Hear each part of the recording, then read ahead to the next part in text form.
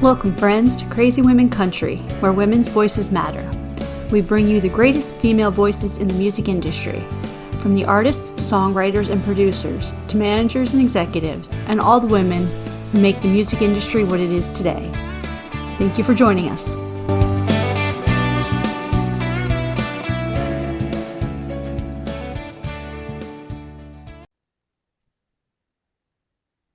Welcome, friends, to another episode of Crazy Women Country. I'm Donna.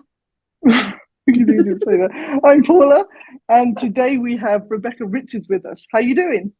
I'm good, Welcome. thank you. Thank you. Thanks for having me. Oh, you're welcome. You're welcome. So the first question is always the hardest. It gets easier from here on in. Okay. Who is Rebecca Richards? Ooh, interesting question. Okay, so I'm from the UK. I'm from South Wales, Pontypool, if you want to be specific about it, in the heart of the Welsh Valleys in South Wales. I've been here my whole life. I've not really fallen very far from the tree of where I was born. I am a lady of a certain age who has decided to get into music a little bit later in life, really. I did it when I was younger, and then life happened and stuff. And so this has been a new adventure for me later on. And I've just really I've absolutely fallen in love with songwriting. I've fallen in love with music creation and just trying to get my music out there, really, and really enjoying the connections that brings me. Awesome. Wonderful. And we're excited because you recently had your EP released, New Yesterdays. You want to tell us a little bit about that, what that process has been like for you? Yeah, so I've been releasing music for just about a year now. I think my first single came out in October 22. I got to think about which year we're in October 22. So that was my first single. And I've just been writing a ton of songs for over the last 2 years, and really wanted to get some of my music out there. So I've recorded 5 other tracks. So my original single is on the EP, that's called Unluckiest of Hearts. That's the first track on the EP. And then there are 5 other tracks that are on the EP as well, all written within the last sort of 18 months or so. So it's been really exciting, I think, to see from, remembering writing those words down, creating the melodies around them, going into a studio, getting it produced, and then just releasing it to the world. It's been quite an exciting process, really, just to see your babies sort of fly from the nest, as it were, and see how they land, really. So it's been a really exciting, a little bit daunting, but really exciting process for me. Awesome. Sounds like fun. So tell us about your writing process. It varies. Sometimes it starts with the lyrics, more often than not, because I actually find lyrics harder. I think some people just find it easier. So if I'm going to write a song, I'll start with the lyrics, knowing that if I can just craft the lyrics and what it is that I want to say, then I find the music bit a little easier. I don't find that hard to create melodies and create chord structures around it. So the lyrics will usually come first, and I think about what it is I want to say, and I think about sort of what sort of beat I want to write it to. So what sort of type of tempo is the song going to be, and then create something around it musically. That's usually the way that I work. But sometimes it could be just a line. So Unluckiest of Hearts, I literally woke up one morning singing the sort of the main refrain from it, which is really weird. And I thought, oh, that must be a song I know. That's really weird. And I couldn't find it anyway. So I thought, it's mine then, and I've made that up. So yeah, literally woke up singing a line from it because I've been thinking about the song. So I think it must have been playing on my mind through the night, and then woke up singing it. So it's really interesting. So it varies, but generally I start with the lyrics and then make the music around it. That's perfect. Well, have you done any co-writing? A little. It's not something I'm particularly good at. I don't know whether it's because I'm a control freak and I've got to oversee the whole process, but it's not something I've done extensively. Although, interestingly, this Friday I'm releasing another single, which is co-written with somebody else. And the way that worked was I wrote a piece of melody and I sort of sent it to some friends and said, what do you think about this? And then somebody wrote some lyrics back and said, here's some lyrics, what do you think? And then we've put it together. And so that's called Till oh gosh, I've forgotten. Till the Dawn, I think it is. So that's coming out Friday. So that's my first co-write where I wrote the music and someone else wrote the lyrics. So that's quite exciting and different for me. That'd be fun. That'd be fun. So, do you think writing the music's easier for you because of the way you've been trained, or I think is it so. just something that comes a bit more naturally? I think it's a bit of both. It's helpful. I think that I grew up in a musical family. Music was around us all the time. My sister's 7 years older than me. So when I was sort of small, she was learning to play the piano. And then I started to learn when I was about 6 or 7 myself, and went all the way through to the age of about 18. And just gave it up simply, the lessons, simply because of school and the pressures and the other things that were going on at the time. But yeah, I learned to play several musical instruments. I was always in bands, choirs, you name it, anything musical. I was in the middle of it, really, in the thick of it. And so I think it was just a natural thing for me to express myself through music through my youth. And I'd like to think it's just something that's in me anyway. I'd like to think that even if I wasn't trained, it is just something that is me. It's part of me. It's part of who I am. I've always been making up silly little songs. I've got a daughter who's 17, and when she was growing up, we'd make up songs about any nonsense, really. But it's just stuff that we've always done, really. So I think it's just who I am. I just find the music as part of me and as a sort of an extension of who I am, really. That's awesome. So tell me, who are some of your sheroes, some of the women you've admired and loved in music? So the one that springs immediately to mind is Christine McVie from Fleetwood Mac. So I love Fleetwood Mac. I love their music. I love lots of different songwriters, but from a female perspective, I don't know. She writes with such honesty, I think. And I think a lot of people gravitate towards Stevie Nicks, don't they? She's probably the one that people tend to gravitate towards. And perhaps Christine McVie's taken more of a backseat in that sort of a family of songwriters there in Fleetwood Mac. But I don't know why, but her songs always appeal. They're the ones I go to when I'm sort of skipping through Fleetwood Mac tracks. And it's only because I discovered it was she was the one that wrote the songs that they're the ones that I really gravitate towards and really enjoy her music. So she would be my first pick, I suppose, out of female songwriters. Oh gosh, you've caught me on the hop now because I've got lots of male songwriters popping in my head. But yeah, she'd be the main one, really. I'm trying to think now. I've gone completely. Well, you can pick some of the guys too. We're not just all female. We share with the guys. I know. I should be prepared. And then I think from a guy's perspective, I'm so traditional, really. I love Fleetwood Mac. I love the Eagles. So Don Henley would be a massive influence. Glenn Campbell, I love Glenn Campbell. And actually, it was a real thrill to me because the other week, and I love her music too, I was hosting a South Wales Country Music Festival in Newport in South Wales, and Ashley Campbell was headlining. And so I got to meet her and have my photograph taken with her and say, I love your father. But yeah, I love Glenn Campbell's songs. I think they're amazing. I know he didn't write all of them himself, but the songs that he wrote, his last album before he died, I thought was just amazing. So yeah, there's a lot of country influence, I suppose, in my background, I suppose, and the stuff that I grew up on was sort of those kinds of music, really. Okay. I wanted to ask you about the charity. I love it when you smile. Yeah. Because I think you've got a song. Yes. I've read this right. Uh-huh. That is obviously every time it's sold, it's raising money towards this charity. Can you tell us a little bit more about it? Yeah, lovely. Thank you for asking. So I've been sort of playing at venues across South Wales and came across a lovely family that tend to come to several gigs and open mics or wherever it is that I play my music. And I got to know them a bit and found out that they had this charity called the Matthew Walkin Make a Smile Foundation. It was named after their son, who sadly passed away from having cancer.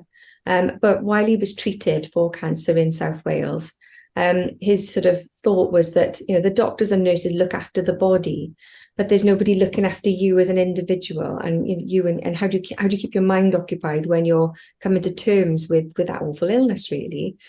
So he set up a proposal where he wanted to set up the charity where he would raise funds for people undergoing cancer treatment, usually young people, but not necessarily limited to, and just to bring a smile. That's why it's called the Make a Smile Foundation. So it could be decorating a child's bedroom, it could be, a Nintendo or whatever the latest sort of technology that kids use at the moment.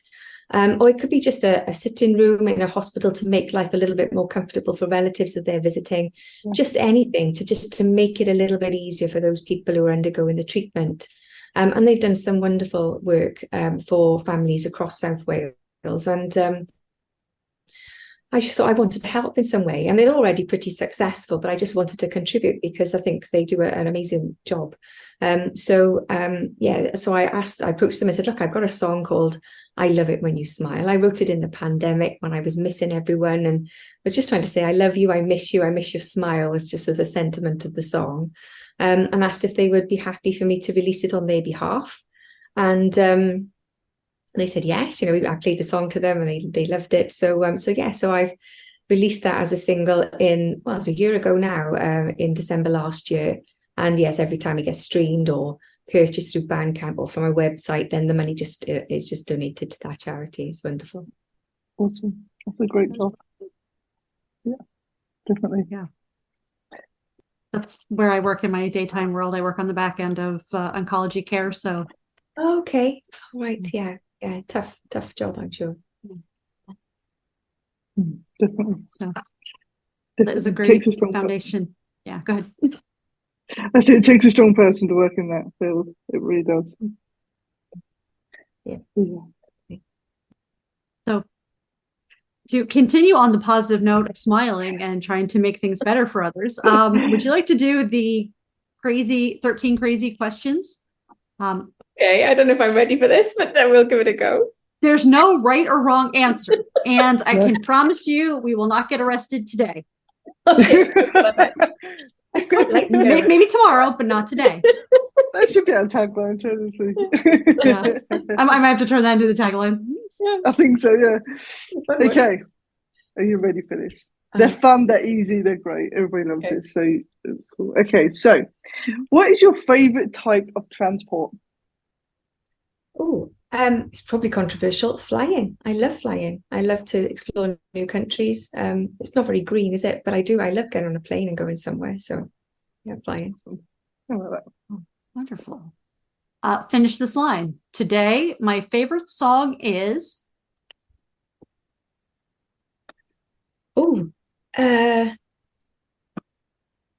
Today my favorite song is Believe You Me by Blackberry Smoke. There you go. That's very cool. Very cool. Okay. If your life was a reality show, what would it be called? Wow. She Got There Eventually. That's a great name. You've been practicing, you can tell. That's a great name for it. No. Okay, so let's switch up the area. If you ever wrote a book, what genre would it be? Oh, I love a good psychological thriller. I love that, all that kind of thing. That's the sort of book that I would read. So you're gonna please don't ask me what the last book I read because I can't remember. But I think I didn't ask that. It's like any TV show, anything that sort of makes you, ooh, what's going on there? I love a psychological thriller. That's cool. I love that. Okay. What do you do to help yourself relax? Apart from the music, away from the music, what do you do? Oh, I was going to say music, so there we are. To take my mind off things, here's an interest. So it's not really relax, but to take my mind off things, I like to ice skate. Because I at the age of 45, I started to learn to ice skate, as you do, and took some ice skating lessons. And I think it's because I'm so focused on not falling and killing myself that I can't think of anything else. So yeah, ice skating, interestingly, I found really quite mindful when I was going through a stressful time, and it really, really helped because for a whole hour I just couldn't think of anything else other than don't fall over. So yeah, skating. That's love it. It's a new mantra in your head. Don't fall over, don't fall over. I love it. I might have to try that. I've never tried ice skating. I've done the rollerblades. I used to like speed roller skate, but I'm like, I've never ice skated. Isn't that sounds- rollerblading and ice skating the same close thingy? You're all in one line, I guess. From a balance perspective, yeah, but it is quite, because I've tried roller skating, and I liked roller skating when I was little, but I didn't do it very often. It's when we went on holiday and there would be a roller skating, we would go kind of thing. But ice skating has got a different feel to it, really. It is. I was shocked because I did that roller skating a couple of years ago, thinking I can ice skate, it'll be fine. And I was like, no, I can't. It's really quite scary. So they do feel quite different. Oh, completely different world. I love that. Well, I'm glad that you try new things. So tell us something on your bucket list. Oh, wow. Well, travel is usually in there. So I would love to, because I said I like to get on a plane. So there's a couple of places I would love to go to. I would love to go to Machu Picchu. I would like to go to the Galapagos Islands. I'd like to go and see the Great Wall of China. So I think I'd just like to travel. That would be amazing for me to do if I ever got the opportunity to do so. That'd be awesome. Sorry, my phone just decided to lock on me. Yes, amazing places. Sorry, my phone just doesn't want to play with me tonight. It's locking up for some reason. Stupid thing. Okay, if you owned a bar, what would it be called? Oh, what a great question. I'm trying to think of something alliterative. But it'd probably have something rebel in it. Rowdy rebel, I don't know. Because my name's Rebecca and I'm a little bit of a rebel, really, in relative terms. And I quite like that. So we're probably Rowdy Rebel or something like that. Rowdy Rebel, I love that. Great name. That's a great name. Oh. Tell us, do you have a game plan for zombie apocalypse? For what? Sorry. Zombie apocalypse, when the Walking Dead take over, supposedly. Yeah. Don't get eaten is the game plan, right? So what was my game plan? So it really irritates me when you see these films and people are being chased and they run down the middle of the road. Have you seen that? What's that about? Yes. Why? We run into the nearest house. You're like, but why? You're going to get stuck. Yeah. So don't do stupid things, I think. Just get out of there.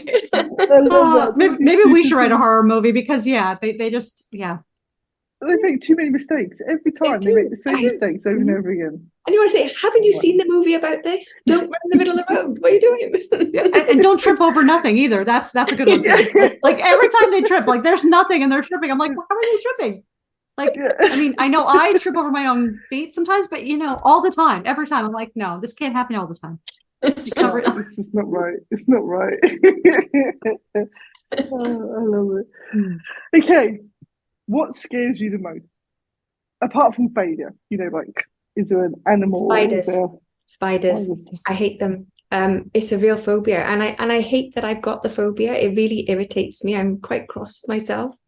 But I just sort of melt into nothing really when I see one. It's like a little tiny baby one is fine. And interestingly, when I'm digging the garden, I see a spider, because I've got gloves on and I've got stuff on my feet, that's fine. But if I'm in the house and there's a spider crawling across the floor, I fall to pieces. It's rubbish. So I don't tell him this, but I quite often say that I only keep my husband because he's my spider catcher.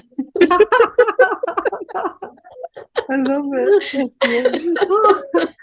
I'll keep it hush, don't worry. Yeah, we won't tell him. Shh, don't tell him. Okay, so hypothetically, if I called you and say, hey, Rebecca, I have to hide a dead body. Do you know a good place? Oh, hiding a dead body. Wow. I think I would probably, sounds grim, dig a grave and put the body in a grave, because nobody's going to look there, right? Because it's already a grave, right? Mm-hmm. That's a great idea. Yeah. Sorted. There you go. Very random. That's a very logical answer. I like it. Okay.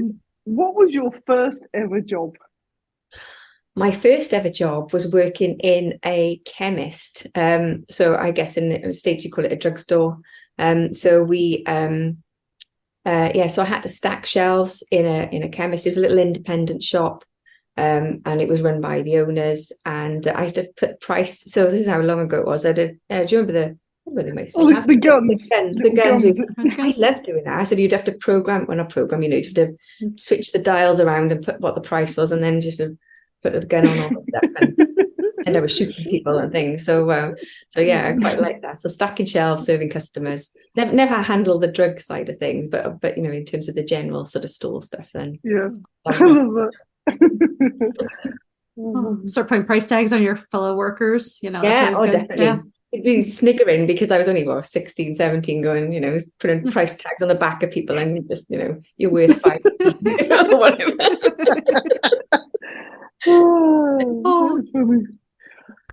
Tell us something you would never do. Oh.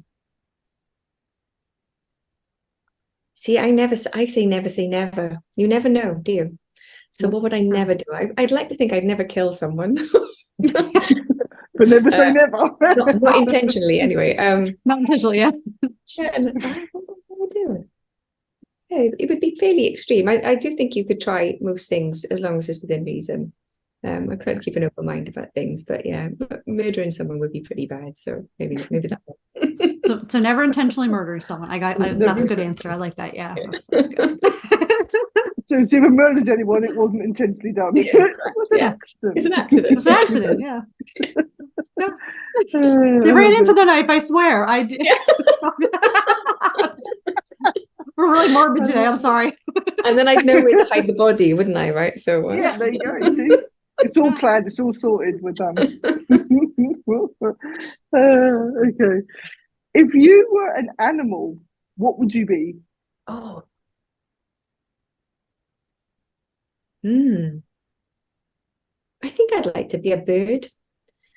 Just because of flying, maybe. Just like the look when they're gliding on the thermals, and it just looks amazing, doesn't it? And being able to see the world from that angle must be. I mean, they don't know what it's like to be us today, but I would, if I could be a bird for a day or something, that would be amazing. I think, yeah, a bird and awesome. See the world from above. Yeah, that would be cool. That would be absolutely. Any specific type of bird, or just? I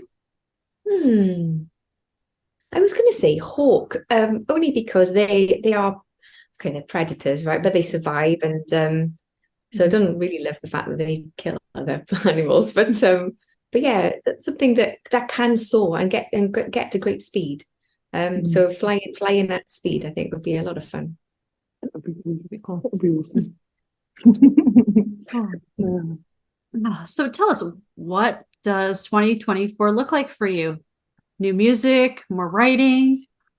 Definitely more writing. I've written loads more songs, and I'm itching to get back into the studio to record some. So 2024 for me on the cards is to release more music. I've been applying for different events and festivals, so I really hope that I get to fill the calendar up quite soon with different dates where I get to play live and share more of my music. And I'd probably like to do more collaboration as well. I really enjoyed the sort of joint venture that I did with John Davis for the single that's coming out on Friday. And I'm also, before I sort of started this little adventure over the last 18 months, 2 years or so, I was in a duo with a friend. We called ourselves Ruby Rebels, so hence the rebel because of my name. So we mainly did a lot of country covers. So it's like in harmony. So she plays guitar, I play the piano. And she's been through a really rough time, which is kind of where I've ended up doing some of the stuff on my own. And I'd really like to think that I could do some collaboration with her in the future as well, and just do more music with her as well. So, and I also randomly play with a swing band, which is quite a recent adventure. So, and that's sort of thing that we do around different places. So I think more and more of the same, if more and more of more, if that makes sense. So I've come back to music later in life, and I'm absolutely loving the journey. I'm loving it. I hate the word journey, but I'm loving the process of rediscovering that I can play instruments, rediscovering that I can sing, and I just don't never ever want to stop again. So throw myself 100% into anything that comes my way, basically, is the plan. So keeping busy. Sounds good. That is awesome. especially, yeah, I mean, just enjoying, like, finding that, you know, the new, like, and I hate to say this, finding something new again as you're older. I think you have a different appreciation than, you know, when you're young and you're doing it. Sometimes, you know, it's just, you know, the different, and it's just something with age. It's not saying that young people don't appreciate it. It's just that difference in age that you really are like, wow, this is really awesome. And it really is a different sense of appreciation. Yeah, I think so. I think when you're young, you think well, I certainly did, thought I was invincible, thought life was endless, and I could do anything at any time, really. And I suppose life has told me that isn't necessarily the case, and got to grab those opportunities when they come, right? And just so I plan to say yes to everything within reason, and just go wherever it takes me, really, and just really enjoy the process. Perfect. Sounds like a good plan. Just no to murdering. Got it. No, that would be a yes. No intentional murders. No, intentionally. Well, it has been great having you on today. Thanks for having me. It's been fun. I really enjoyed your questions. Thank you. It made me think anyway. That's our goal, is to make it, and to make it interesting and entertaining. That's it. Yeah. Oh, yeah. And have a good time. Get to know you. I certainly have a good time. Thank you. Thank you. You're welcome back anytime. Just let us know when you want to be on. And thank you, friends, for joining us for another episode. Have a great day, everyone. Adios. Bye-bye.